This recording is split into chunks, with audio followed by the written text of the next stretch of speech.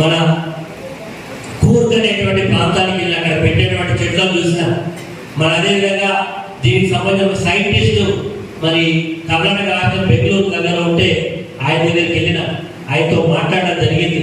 ఆయన కూడా చెప్పాడు మీ ప్రాంతంలో వస్తుంది, టెంపరేచర్స్ హై ఉన్నప్పుడు దాన్ని కొంచెం ప్రొటెక్ట్ చేసుకోవాలి, చెట్టు నీళ్ళకు ఇది ఖచ్చితంగా వస్తుందని చెప్పారు.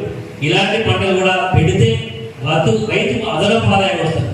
ఇంకా కనుక అడుగు ముందుకేస్తే ఒక రైతుకు 5-10 ఎకరాలు ఉంటే గొర్రెలు కూడా పెట్టుకోవచ్చు.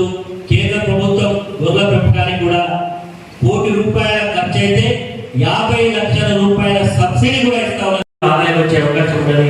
బౌండరీలో టీ ప్లాంటేషన్ చేసుకోవచ్చు. ఇలా అనేక రకాలుగా ఆలోచన చేసి ఈరోజు నేను మీకు చెప్తే పెట్టారు కాబట్టి నేనే మీకు పెట్టి చూపెట్టి పెట్టాలనే ఉద్దేశంతో పథకాలు స్టార్ట్ చేసిన ఇది అవగాహన చెట్టు కూడా ఇప్పుడు మొక్కలు జనవరి 15 నాకు వస్తున్నాయి. నేను నా పొలంలో పెడతా ఉన్నా. పెట్టిన తర్వాత మిమ్మల్ని పెట్టమని కోరుతా ఉన్నా. ఎందుకంటే ఈ నమ్మకం ఉన్న చెట్టు యొక్క విలువ ధర ఎక్కువ ఉన్నది కాబట్టి రైతులకు ఒక రకమైనటువంటి అనుమానం ఉంటుంది. కాబట్టి ఏదో మీ మధ్యలో నుంచి మేము వెళ్ళిపోయేటువంటి అవకాశం లేదు. మీ అనుబంధం మా అనుబంధం మేము ఉన్నంత వరకు మీరు ఉన్నంత వరకు ఖచ్చితంగా కొనసాగిస్తాం. ప్రతి విషయంలో మేము అండగా ఉంటాం. మీకు కావాల్సినటువంటి సహాయ సహకారాలు అందిస్తాం. ఎవరైనా రైతులకు మన ఆర్థిక సహకారాన్ని కావాలంటే కూడా రేపు మేము బ్యాంకర్స్ తో ట్రైపార్టీకి అగ్రిమెంట్ చేసుకుంటాం. మీ తరఫున మేము వాళ్ళకి ఆశిస్తాం. రైతులకు మా రైతులకు మీరు లోన్ ఇవ్వండి, వాళ్ళ అప్పు ఏం కట్టామని చెప్పి మీకు ఇచ్చేటువంటి కార్యక్రమాలు కూడా చేయబోతా ఉంటాం. మరి పాలసీ తీసుకొచ్చినప్పుడు గ్లోబల్ టెండర్స్ పిలిచింది. ఎవరు ఇక్కడ మొక్కలు పెట్టి రైతులకు ఇచ్చి మళ్ళీ రీకలెక్ట్ చేస్తారనేటువంటి వచ్చినప్పుడు మరి అందులో మేము కూడా అప్లికేషన్ పెట్టినాం. నాకు కావాలనుకుంటే వరంగల్ వస్తుండే, బొమ్మాలు వస్తుండే, ఎక్కడ కావాలంటే అక్కడ తీసుకోగలుగుతుంది. కానీ ఎక్కడో ఎందుకు నేను పుట్టినా నేను ప్రాతినిధ్యం వహించిన భూపాలపల్లె కావాలని చెప్పి తీసుకొని ప్రయత్నం చేస్తాను. ఈరోజు మొక్కల యొక్క మరి గెలవచ్చేటువంటి స్థాయిలో 300 ఎకరాలు వచ్చింది. ఈ మధ్యకాలంలో జరిగిన పరిణామాలలో నేను ఓడిపోవడం, ప్రభుత్వాలు మారిన సందర్భంలో అనుమానాలు కూడా రావడం. వీళ్ళు ఫ్యాక్టరీ పెట్టారా, అసలు వీళ్ళు గుంటారా ఉండదా, వీళ్ళు క్యాన్సిల్ చేస్తారా, ఇవన్నీ కూడా జరిగిన చర్చ. ఇది కేంద్ర ప్రభుత్వం యొక్క గైడెన్స్ లో వచ్చినటువంటి చట్టాలకు అనుగుణంగా ఈ పాలసీ చేయడం జరిగింది. మేము ఇప్పటికి దాదాపు 4 సంవత్సరాల నుంచి పైసా ఆదాయం లేకుండా ప్రతి నెల 4-5 లక్షల రూపాయల ఖర్చు పెట్టుకుంటూ పోతున్నాం. ఇది స్టాఫ్ కావచ్చు, నర్సరీ మీద వచ్చేటువంటి మరి ఖర్చు కావచ్చు, అనేక ఖర్చులు అయినా నిర్వహిస్తున్నాం. ఈ ప్రాంతంలో రైతులకు మేలు జరగాలి, లాంగ్ అసోసియేషన్ విత్ ఫార్మర్స్ తో మాకు ఉండాలనేటువంటి ఒక మంచి ఉద్దేశంతో నేను పెట్టడం జరిగింది. కాబట్టి చేస్తాను. మీకు ఎలాంటి అనుమానం లేదు. ప్రభుత్వాలు మారిన తర్వాత మారితే చట్టాలలో మార్పు తీసుకొస్తే మరి ఎవరు అట్లాంటి జరిగితే కూడా ఎదుర్కోవడానికి సిద్ధంగా ఉండే ఈరోజు నేను గట్టిగా మాట్లాడతాను. ఏది ఏమైనా వచ్చే సంవత్సరం ఈ సందర్భం ఈ టైం వరకు మిల్లు ఓపెన్ చేస్తాం.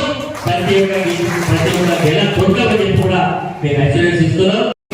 ఉంటే తప్ప ఇది సాధ్యం కాదనుకుంటే నేను 2009లో ఎమ్మెల్యే అయిన తర్వాత ఆంధ్ర ప్రాంతంలో ఆ రోజు పబ్లిక్ అండర్టేకింగ్ కమిటీలో సభ్యుడిగా ఉండి నేను ఆంధ్ర ప్రాంతంలో తిరిగినప్పుడు అక్కడ ఈ ఆయిల్ ఫార్మ్ సంబంధించినటువంటి ఇండస్ట్రీని, అక్కడ ఉండేటువంటి ఆయిల్ ఫార్మ్ రైతులను కూడా కలిసి మాట్లాడడం జరిగింది. అప్పుడు వాళ్ళు అన్నారు మీ దగ్గర వస్తుంది, పెడితే బాగుంటుందని చెప్పి అక్కడ రైతులు చెప్పింది.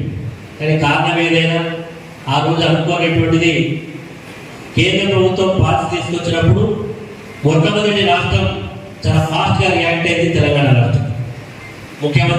ఆనాడు ముఖ్యమంత్రి కేసీఆర్ గారిని, ఆనాటి వ్యవసాయ శాఖ మంత్రి నిరంజన్ రెడ్డి గారిని ఈ యొక్క ఆయిల్ ఫామ్ ను వీలైనంత తొందరలో మన రాష్ట్రంలో ఇంట్రొడ్యూస్ చేయాలి. దీనివల్ల చాలా ప్రయోజనాలు ఉంటాయి. రైతులకు మేలు జరుగుతుంది, ప్రభుత్వానికి మేలు జరుగుతుంది. కాబట్టి ఆ కమిట్మెంట్ ఉంది కాబట్టి ఇలా తీసుకున్నాం. కమిట్మెంట్ లేకపోతే తీసుకున్నాం కాబట్టి మేము ఎప్పుడు రైతుల పక్షాన్ని ఆలోచన చేస్తాం. కాబట్టి రైతులు ఎటువంటి కరువు పెట్టుకోకండి. ఫ్యాక్టరీ కట్టేలోపు వచ్చే ప్రతి ప్రతి కిలో ఆయిల్ పామ్ గిన్నె కూడా ఖచ్చితంగా కంపెనీ ఉంటుంది అని చెప్పేసి సభాముఖంగా తెలియజేసుకుంటూ మరి నాకు ఈ అవకాశం ఇచ్చిన పెద్దలకి కృతజ్ఞతలు తెలియజేసుకుంటూ మరి ఇప్పుడు ముఖ్య అతిథి వెంకటరెడ్డి గారిని మాట్లాడాల్సిందిగా కోరుకుంటున్నాను. కొత్త వ్యవసాయాలు ఎలా చేయాలి, కొత్త పంటలు ఏం చేయాలి అనే ఒక ఉద్దేశంతో మరి ముందుకు వెళ్తున్నాం. మా కుటుంబం ముందుకు వెళ్తుంది. మరి అందులో భాగంగానే వర్గాల్లో కూడా అందరి పంటల గురించి కూడా చాలా వివరంగా నాన్నగారు చెప్పిండ్రు. మరి మరి వారు మనతో వేదిక పంచుకున్నందుకు ధన్యవాదాలు తెలియజేసుకుంటూ మరి రైతులు కూడా ఇప్పుడు మనం మాట్లాడదలుచుకుంటే వారికి మేము మైక్ అందించడం జరుగుతుంది. వారు ఉన్న చోటే మాట్లాడచ్చు. మొదటి సంవత్సరంలోనే మరి అందరూ కూడా 2022 జూన్ నుంచి ప్లాంటేషన్ చేసింది. 2022 జూన్, ఎందుకంటే అప్పటికి మొక్కలు అవైలబుల్ లేవు. మరి ఆ రోజు అనగా చెప్పింది ఏంటంటే అన్ని రోజులు అన్నది కాదు, మనం ఎక్కడ ప్లాంట్ మెటీరియల్ తెలుసుకో, దేశంలో ఎక్కడ ప్లాంట్ మెటీరియల్ తీసుకురా. మనం ఫస్ట్ మనం ట్రయల్ బేసిస్ లో కొన్ని వందల ఎకరాలు ఆయిల్ పామ్ పెడదామంటే 2021 దసరా పండుగ నాడు మొట్టమొదటి ఆయిల్ పామ్ పంట వేయడం జరిగింది. ఆ రోజు వేసిన ఆయిల్ పామ్ పంట ఇప్పటివరకు 3800 ఎకరాలు ప్లాంటేషన్ చేయడం జరిగింది. మరి చాలా మందికి చాలా దీంట్లో డౌట్స్ ఉన్నాయి. ఎందుకంటే దానికి కారణం ఏదని తెలుసుకుని మనసులో ఉన్నది మీరు అడగాలని ఇలాంటి వచ్చిందో ఈ మీటింగ్ ఏర్పాటు చేసింది కూడా అందుకే.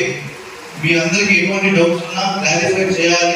ఆయిల్ పామ్ పంట వైపు రైతులు ఇంకా మొగ్గు చూపాలి, ఇంకా ముందుకు పోవాలి, రైతుల ఆదాయం డబల్ చేయాలనే ఉద్దేశంతోనే ఆ రోజు తీసుకున్న సంకల్పం ఈ రోజు ఆయిల్ పామ్ పంట వైపు అందరం ముందు వెళ్తున్నాం. కాబట్టి వాటిని చెప్పడానికి మేము ఈ సమావేశం ఏర్పాటు చేయడం జరిగింది. మరి 3800 ఎకరాల్లో ఆయిల్ పామ్ పంట వేసిన రోజు మరి ఇంకా రేట్ అంతా 22 నుంచి 24,000 రూపాయలు ధర నడుస్తుంది. 2021లో కోవిడ్ వచ్చినప్పుడు మరి మన మలేషియా కానీ ఇండోనేషియా కానీ మన భారతదేశానికి ఆయిల్ పంపమని చెప్పేసి వాళ్ళు చెప్తే ఆ రోజు అమాంతం దేశంలో రేటు పెరిగింది. ఆ ఉద్దేశంతోనే కేంద్ర ప్రభుత్వం దీని ఒక స్కీమ్ కింద తీసుకొచ్చి మరి మన భారతదేశంలో కూడా ఎందుకు ఆయిల్ పామ్ పెంచద్దు, మరి ఎందుకైతే ఆయిల్ పామ్ పంట పెంచద్దు అని చెప్పేసి ఉద్దేశంతో national mission on edible oil, అంటే మనము ఆత్మనిర్భర్ భారత్ అని ఏదైతే కేంద్ర ప్రభుత్వం తీసుకున్న నినాదం ఉందో దాంట్లో భాగంగానే national mission on edible oil తీసుకొని రైతులందరినీ కూడా ఆయిల్ పామ్ పంట వైపు ప్రోత్సహించాలని చెప్పేసి ఆ రోజు స్కీమ్ ఇంట్రడ్యూస్ చేయడం జరిగింది. దాంట్లో భాగంగా మరి ఇప్పుడు దేశంలో అనేక రాష్ట్రాల్లో కూడా ఆయిల్ పామ్ పంట వైపు వెళ్తున్నారు. కానీ ఆంధ్రప్రదేశ్, తెలంగాణలో మాత్రమే ఆయిల్ పామ్ పంట వైపు రైతులు ముందుకు వచ్చిండ్రు. కొన్ని లక్షల ఎకరాలు పంట సాగు చేస్తున్నారు. మరి మీ అందరికీ డౌట్ రావచ్చు, మరి ఇన్ని లక్షల ఎకరాల్లో పెడుతున్నారు, కేంద్ర ప్రభుత్వం ఎంకరేజ్ చేస్తుంది, ఆంధ్ర ఆయిల్ పామ్ వేస్తే మనకి ఏమి ఇబ్బంది కాదని అనుకోవచ్చు.